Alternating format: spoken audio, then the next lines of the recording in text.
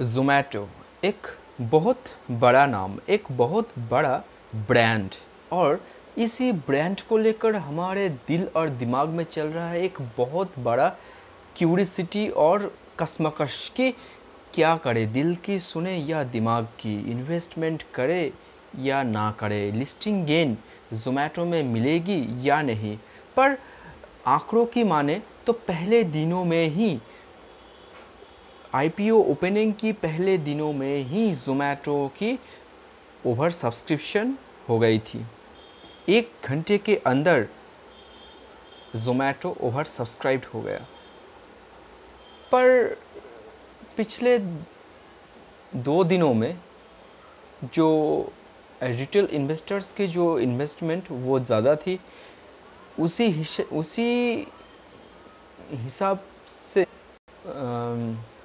और QIB का जो इन्वेस्टमेंट था वो पिछले 2 दिनों के मुकाबले लास्ट दिन यानी कि आज बहुत ही ज़्यादा थी। पर ये तो गई इन चीज़ों की बात।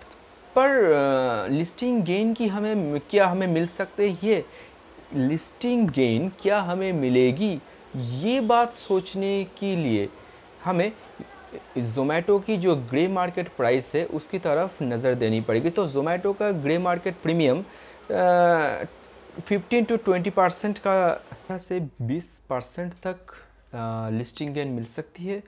पर अगर 5 से 10% तक भी नीचे जाए तो भी कोई सरप्राइजिंग बात नहीं है, क्योंकि एक धमाकेदार लिस्टिंग की उम्मीद ज़ोमैटो से नहीं है, क्योंकि ज़ोमैटो स्टिल एक लॉस मेकिंग कंपनी है। ये एक बात सोचने वाली है, क्योंकि ये एक स्टार्टअप बिजनेस है और ये पहले से ही लॉस कर रही है और पिछले साल इसका प्रॉफिट नहीं हुआ, इसका लॉस थोड़ा सा कम हुआ है।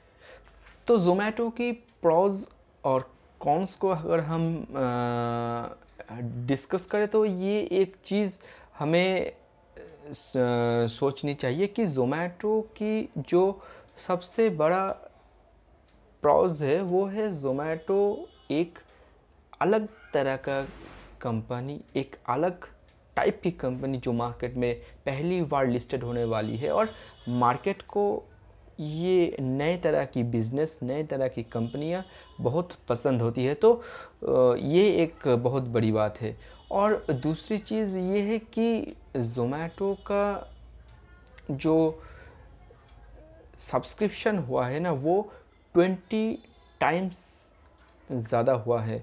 और ये एक चीज़ कि ज़ोमैटो को लेकर रिटेल इन्वेस्टर्स और QIB दोनों के पास ही बहुत ज़्यादा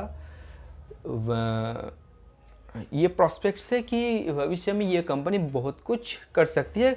ये करेगी भी, सपोज़ ये करे, पर इसके लिए हमें 3 to 4 ईयर्स की एक लॉन्ग टर्म विजन लेकर चलना पड़ेगा। एक या 2 महीने में या 4 महीने में हमें बहुत कुछ ज़्यादा देखने को मिल जाए, ये उम्मीद बहुत ही कम है। और हमें एक चीज़ सोचना, ज़ोमैटो का जो कैश है, ज़ोमैटो का जो टोटल कैश इस IPO के बाद हो जाएगा वो बहुत ही ज़्यादा है।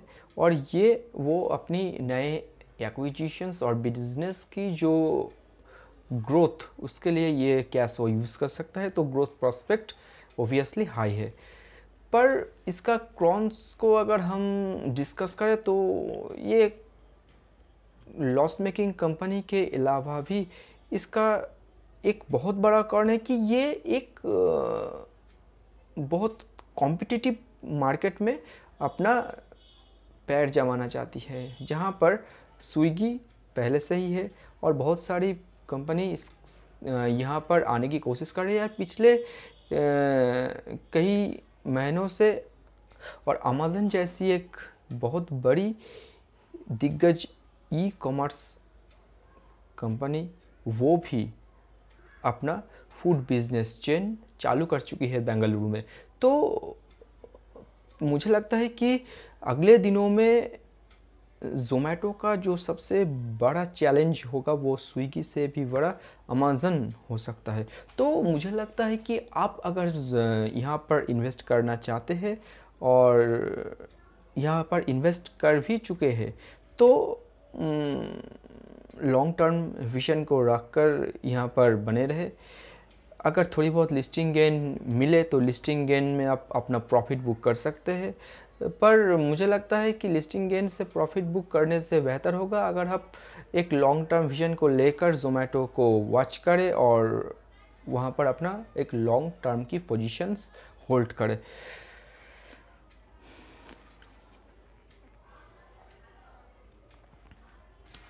So this is that. अगर ज़ोमैटो को लेकर ये अपडेट आप लोगों को पसंद आई तो प्लीज़ मेरी चैनल को सब्सक्राइब कीजिएगा और मुझे प्रोत्साहित कीजिएगा मेरी वीडियोस को लाइक करके। और thank you for watching and giving me times. So thank you.